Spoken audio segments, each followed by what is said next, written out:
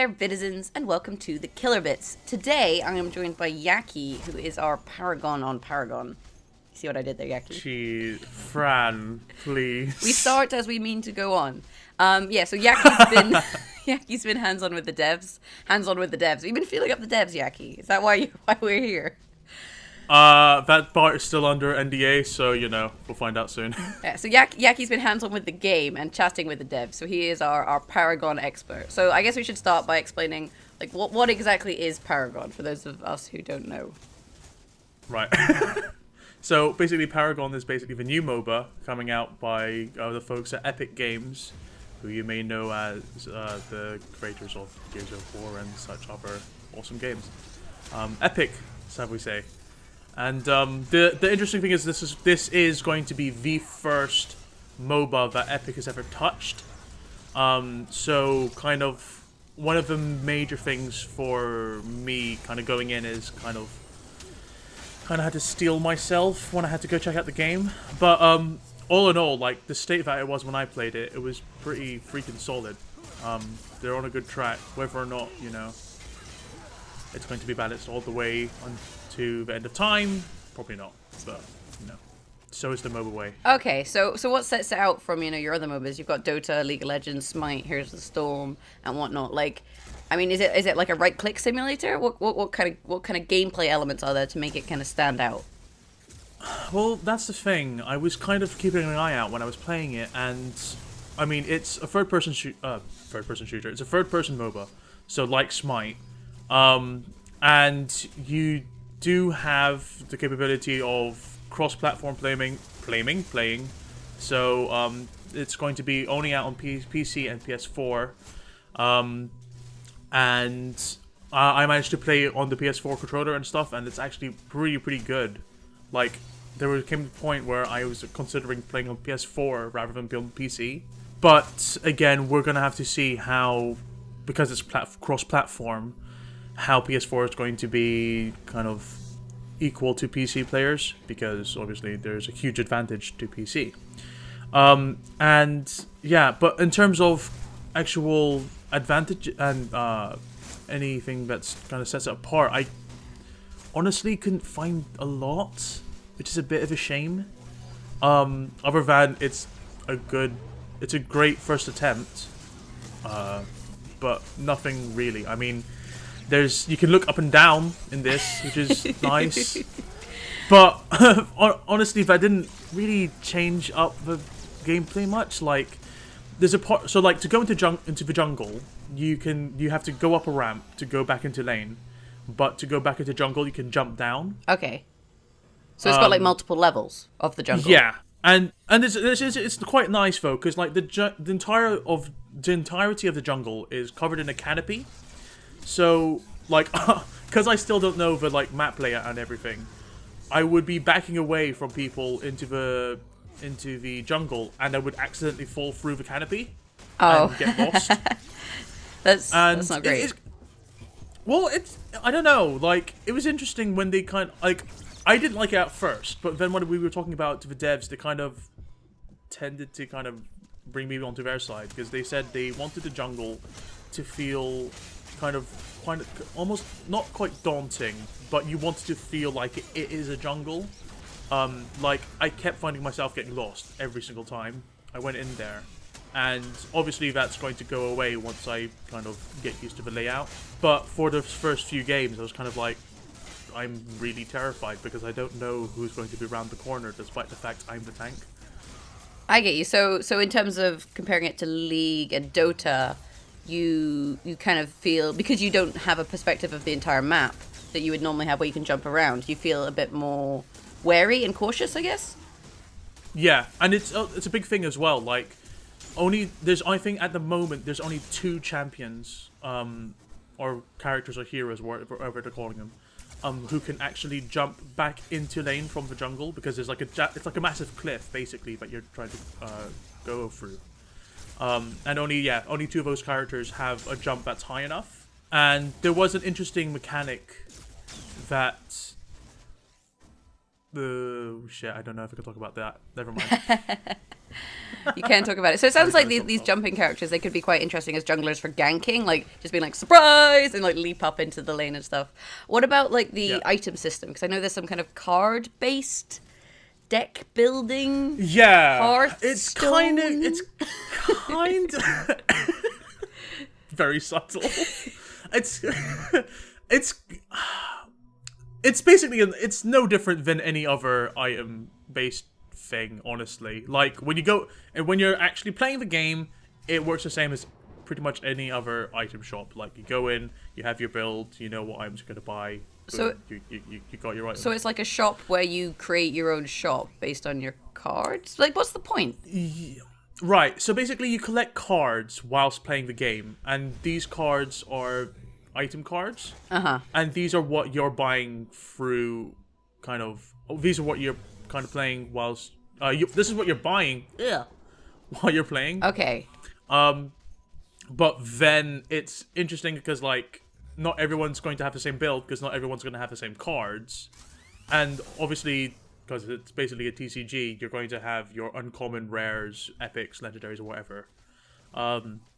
So like you can't be the best build you want to be because you won't be able to get those items. But doesn't that automatically put newer players at a disadvantage because they haven't got all the cards? It sounds a little bit like grind to win, or unless you can buy the cards, pay to win. But that if you don't have the cards, you're locked off from the stronger items, and thus you literally just cannot be stronger in the game. Yeah. So that could definitely be something that the Epic Games needs to address.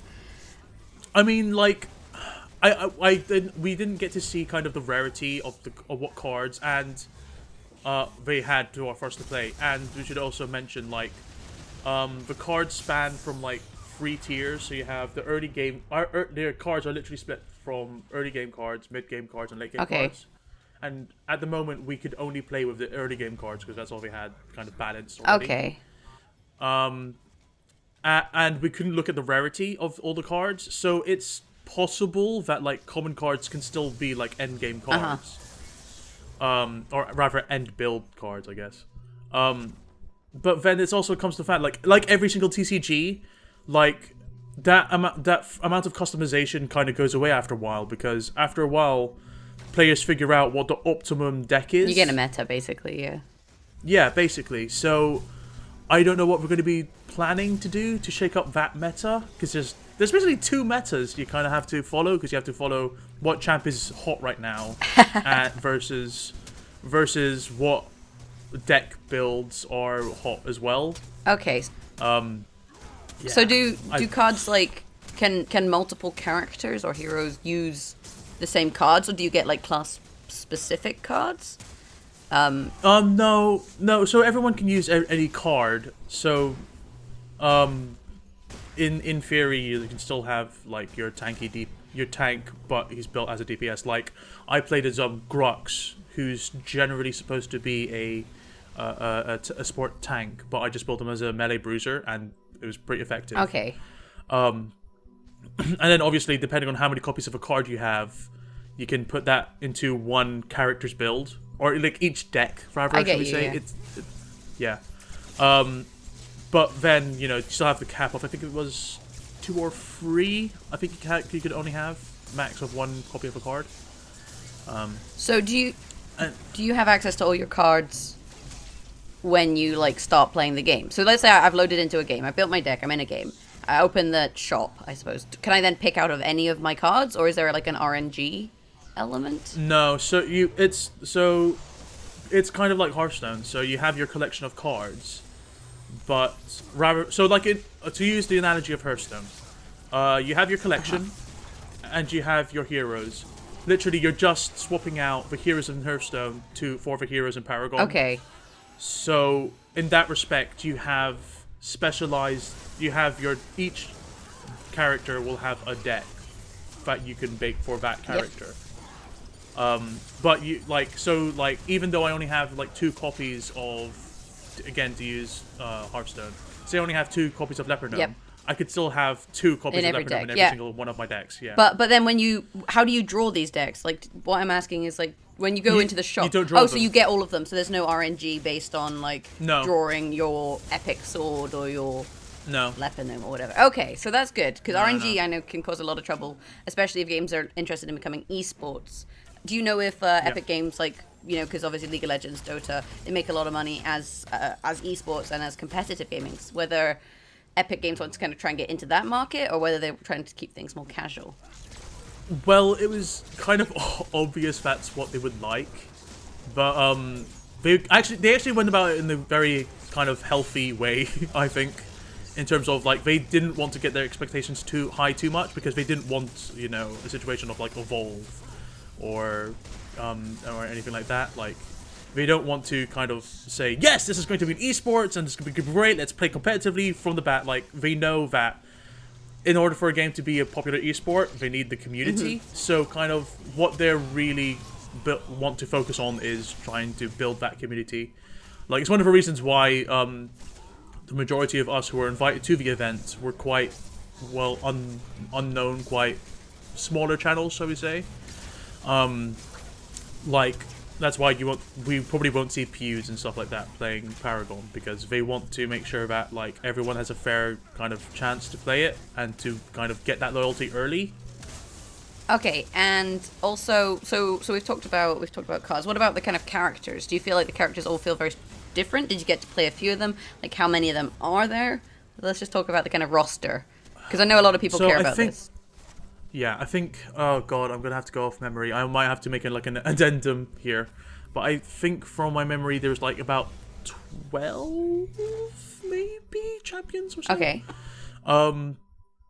Again, I might have to correct myself later on. But I managed to play as three different characters. I managed to play as Grux, I managed to play as Steel, and I managed to play as Rampage.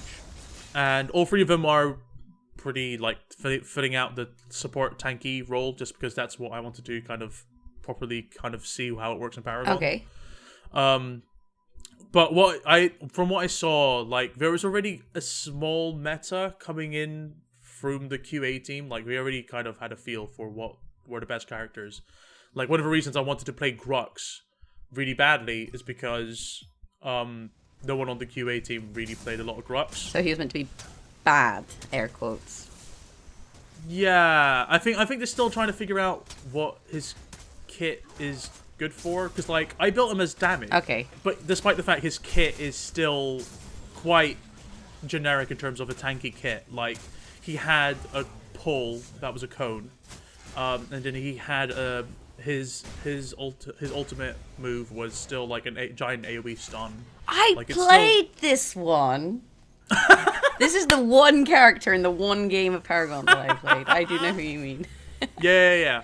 So yeah, he's I'm sure you can like agree. Like his kit's pretty tanky, but despite the fact, like but then his like E/square attack is like a bleed, Yeah. which is weird to have on a tank. So I don't know. So maybe they want the kit to be versatile, so you can kind of build them however you want. Maybe that might be the focus they're going for. I don't know. But then like on the character select, you still have like suggested roles. Like on Grux, it's still suggested that you play him as a tank. So what you're saying is that I played the one character that the dev team hate. I just like the one game that I played. I basically just fucked up and picked the wrong character. Okay, that's fair enough. So other than obviously like Grux, what do you think maybe some of the negatives or downsides of the game are that you think Epic could work on to bring it kind of up to scratch? Honestly, from the kind of first impressions I managed to what I played, there was nothing that jumped out in terms of gameplay that needed to be fixed. So you think it's very polished? It's pretty balanced as it is. Like I'm sure the QA team has a better idea of what's broken right now, and I'm sure they're fixing it. I don't know. I can't really say too much because I only got to play like 4 games, and like in a MOBA, that's not a lot of time invested. You know what I mean? Yeah, that's fair. I mean, I have something like 2,500 to my games, so 4 games. It's not that many. Yeah, like I honestly couldn't say if anything was broken because I only played 4 games. So that's fair. I mean, what I found when I played was that this was just during the closed beta bit, was that I would have liked some sort of tutorial, because I found that I had Yeah. no fucking idea what I was doing. I didn't know what the jungle was. It took me like half the game to realize that some of the items I could buy were consumable and I should buy just potions at the start. So I didn't buy any Yeah. potions, and they're like reusable, and I didn't buy any. And then halfway through the game, I was like, oh, these are potions. I probably should have bought that. And then I bought something that was called like a shredder or a harvester. I don't know what that did.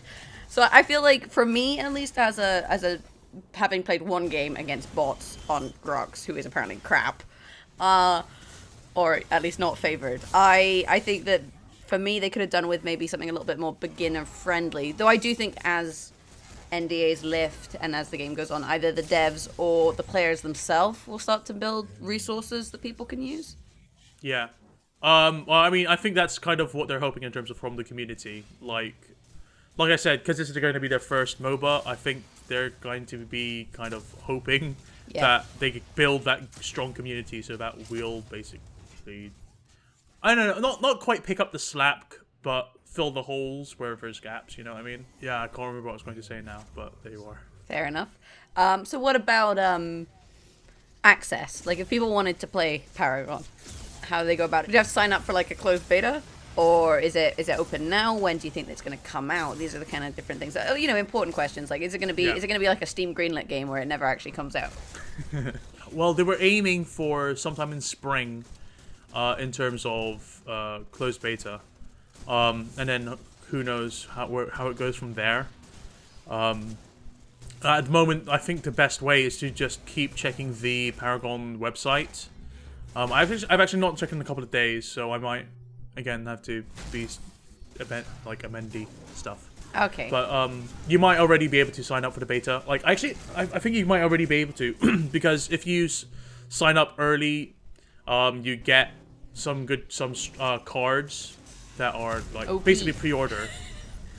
Well, that's the thing. I don't know. I can't tell if they're OP or not because I don't know if they're early game cards. I don't know if they're like mid game cards. I don't know how. I don't even know how many cards you're getting when you kind of start the game. Like, are we going to have like a classic pack or kind of like a base set for everyone to play with? Oh, are there going to be like expansions where you have to fight Naxxarama? No, wait, that's already Maybe, you never know. I could see like an adventure like, you know, from TF2 when you do man versus machine. I could see something like that. Oh, I love me some MVM. Fair enough. Okay, so I think we've kind of covered everything. It sounds a fairly interesting kind of third-person MOBA, though I guess it will be competing with Smite and Hi-Rez that is already fairly established as the third-person MOBA. Saying that, I know Epic Games have done Gears of War. They are fairly rehearsed in the third-person genre, in the first-person kind of shooter genre. Well, they did want to highly express the idea that this is not a shooter. This is a MOBA, and like Not having a played shooter. it, See, not a shooter. That doesn't make sense to me. I think they would have been better off touting it as a shooter MOBA, even though some of the characters are melee, because that will bring in a certain kind of audience that maybe isn't like the first person shooter or the third person shooter audience that isn't currently interested in MOBAs. So for two reasons. One, like having played it, I can 100% say this is in no way a shooter. This is 100% a MOBA. This is absolutely Smite. This is not like TF2.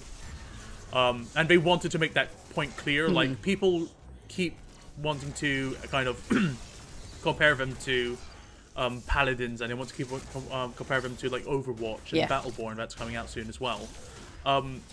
Those are arena-based shooters. Those are TF2. Yeah. Those aren't the same genre as TF2. This is the same genre as Dota. No, I agree with that. Having played Paladins, Overwatch, etc., it's not that sort of game. It is definitely more like Smite, in that you've got your lanes, you've got your minions, you've got your jungle. You'll have is it 5v5? Oh yes, 5v5. So you'll have your kind of standard roles, although that's obviously going to emerge as more and more people play the game and meta is established. I mean, one thing I will say for it is it's very pretty, but then that gives me the concern that it might not run very well, like on a lot of people's machines. Does that not narrow their kind of audience? Well, I don't know. I mean, I couldn't say because, like, again, this is an early game build and we were given like high-end computers. But I will say, like, going from Ultra on the PC and then playing on the PS4, like, there's always differences. Like, there's always going to be differences. That's just unavoidable. But the builds that I did play, there was a pretty significant quality drop. Like, pretty significant. But did it run well? Did it lag? Were there like FPS issues, or was it just like they No. dropped the visual quality, but the game, like the kind of core gameplay was unaffected? From what I can remember from playing on the PS4, not really. I mean, there might have been a couple of drop frames when I was killing minions, because there's a lot going on. Like they drop like there's like an explosion of XP when you last hit them and stuff like that.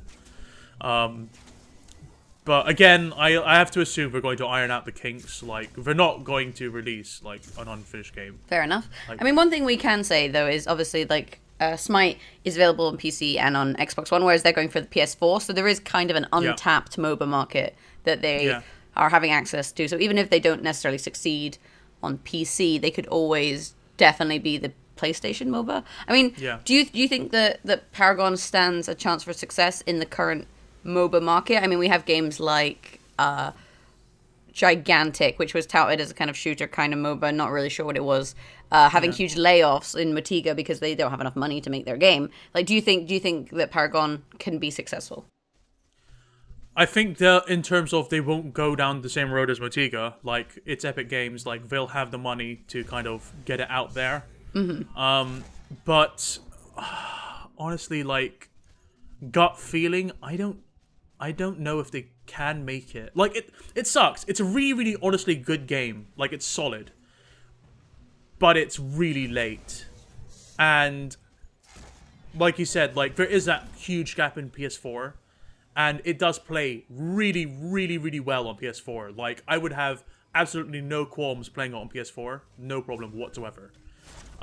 So, if they manage to capitalize that and really push that, then hopefully PS4, it will just really kind of take off, and then PC will follow eventually, because PC, that's kind of how it goes for PC. Yep.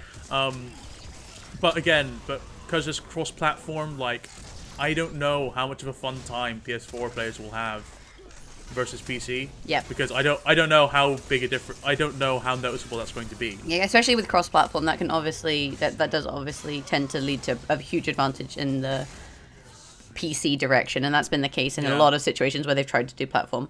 Whether they do cross-platform, like opt-in, would be quite good, because then people who don't want to have that difference or advantage can, but then people who want to play with their friends, let's say Yaki's on the PlayStation 4, Fran's on the PC, we can do it. You know, we got that. So that could be a kind of social point, which then leads to, you know, advertising via word of mouth. I can understand how it could work. Do you have anything else you want to add before we kind of wrap this up? Anything that is interesting or that you really want to share about Paragon?